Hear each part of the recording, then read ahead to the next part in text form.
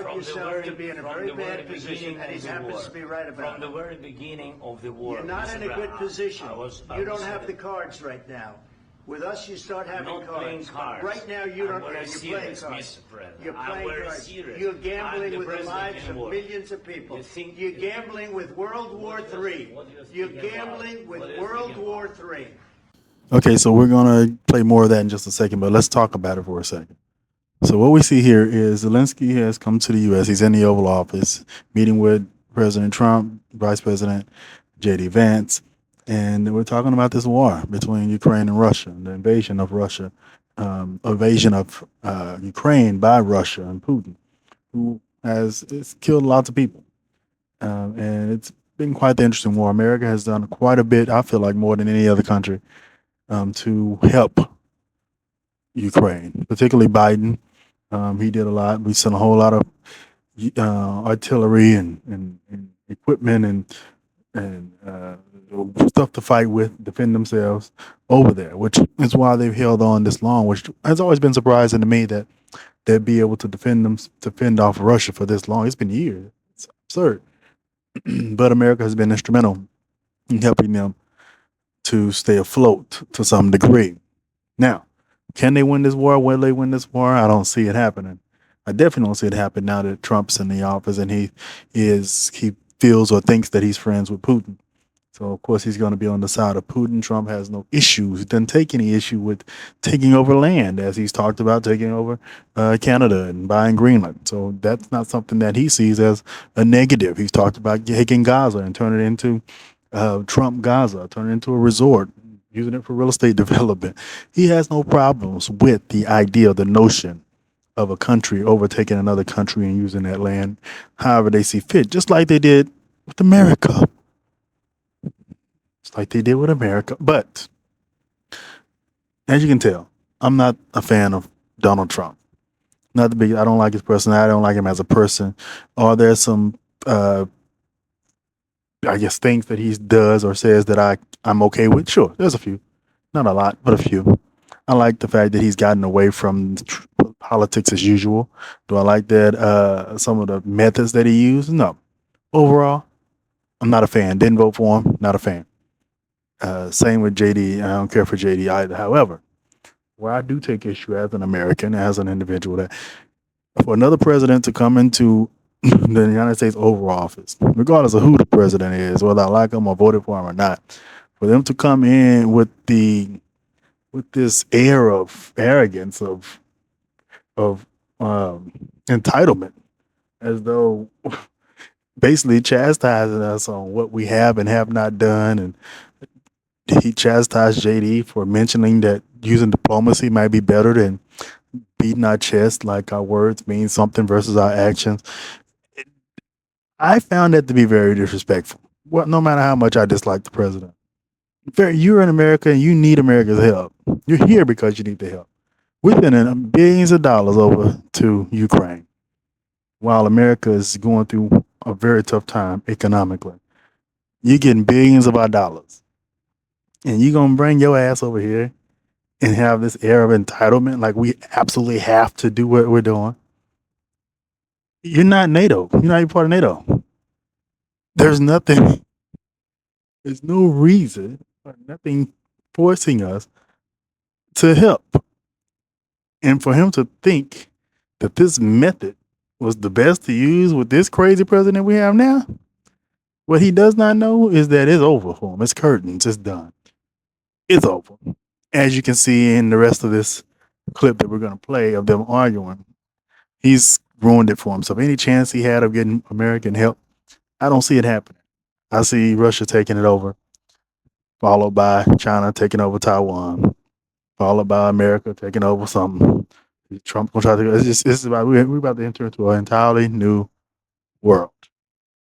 And it was very disrespectful. We called Vice President JD Vance JD. Again, I don't have to like him for him to get respect from leaders of other countries. I find it odd. So, check out the rest. Let me know in the comments what you think. This is the media. The path to peace and the path to prosperity is maybe engaging in diplomacy. We tried the pathway of Joe Biden of thumping our chest and pretending that the President of the United States' words mattered more than the President of the United States' actions. What makes America a good country is America engaging in diplomacy. That's what President Trump is doing. Can I ask you? Sure. Yeah? Yeah. Okay. So he occupied our parts, big parts of Ukraine, part of East and Crimea. So he occupied it on 2014. So during a lot of years, so I'm not speaking about just Biden, but those time was Obama, then President Obama, then President Trump, then President Biden, now President Trump, and God bless, now President Trump will stop him. But during 2014, nobody stopped him. He just occupied and took.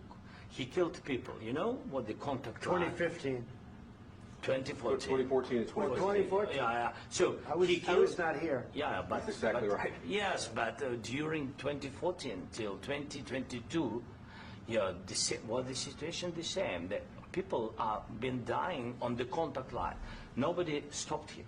You know that we had conversations with him, a lot of conversations, my bilateral conversation, and we signed with him, me, like a new president. In 2019, I signed with him the deal.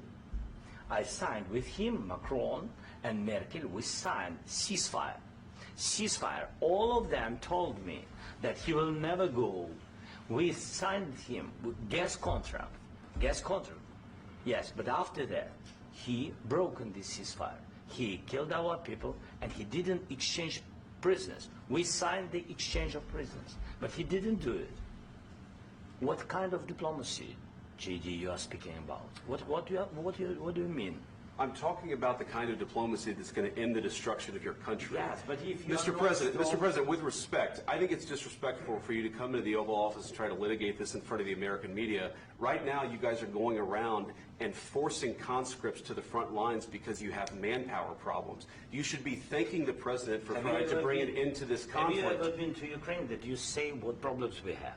I have been to. Count once. I've actually watched and seen the stories, and I know what happens is you bring people, you bring them on a propaganda tour, Mr. President. Do you disagree that you've had problems bringing people into your military? And do you think that it's respectful to come to the Oval Office of the United States of America and attack the administration that is trying to prevent the destruction of your country? A lot of questions. Let's start from the beginning. Sure. First of all, during the war, everybody has problems. Even you, but you have nice ocean and don't feel now, but you will feel it in the future. God bless. You don't know that. God bless. God bless. You will not have war. Don't tell us what we're going to feel. We're trying to solve a problem. Don't tell us what we're going to feel. I'm not telling you. Because you're in no position to dictate that. That's Remember exactly this. what You're in no position to dictate what we're going to feel. We're going to feel very good. You will feel influence. We're going to feel very good and very strong. You will feel influence. You're right now not in a very good position. You've allowed yourself to be in a very bad position, and he happens to be right about it. From the very beginning of the war. You're not in a good position. You don't have the cards right now. With us, you start having cards. Right now, you don't. You're playing cards. You're playing cards. You're gambling with the lives of millions of people. You're gambling with World War III. You're gambling with World War III. And what you're doing is very disrespectful to the country, this country.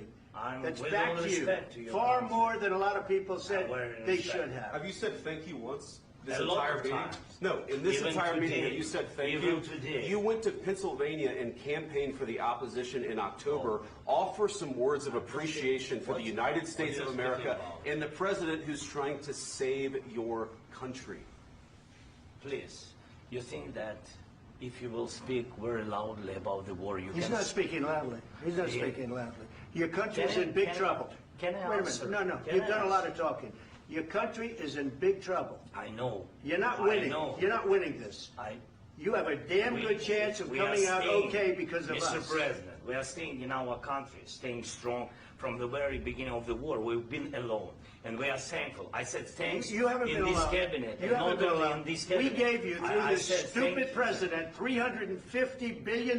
You we voted gave for you your military president. equipment, You and you voted men for are your brave, president. but they had to use our military. What about West If you didn't have You our invited military me- equipment, you invited if me you to didn't speak- have our military equipment, this war would have been over in 2 weeks. In 3 okay? days, I heard it from Putin. In 3 days, this is something Maybe new. less. In 2 weeks, of course, yes. It's going to be a very hard thing to do business like this. I tell you. Just say thank you. I said a lot of times that there, thank you except to that, American people. Except that there are disagreements, and let's go litigate those disagreements rather than trying to fight it out in the American media when you're wrong. We know that you're wrong. But you see, I think it's good for the American people to see what's going on. I understand, sir. I think it's I very understand. important. That's why I kept this going so long.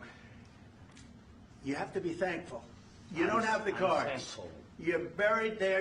Your people are dying. tell you You're again, running I low know. on soldiers. Don't- Listen, don't please, you're running Mr. low President. on soldiers. It would be a damn good thing. Mr. And President. then you tell us, I don't want a ceasefire. I don't want a ceasefire. I want to go, and I want this.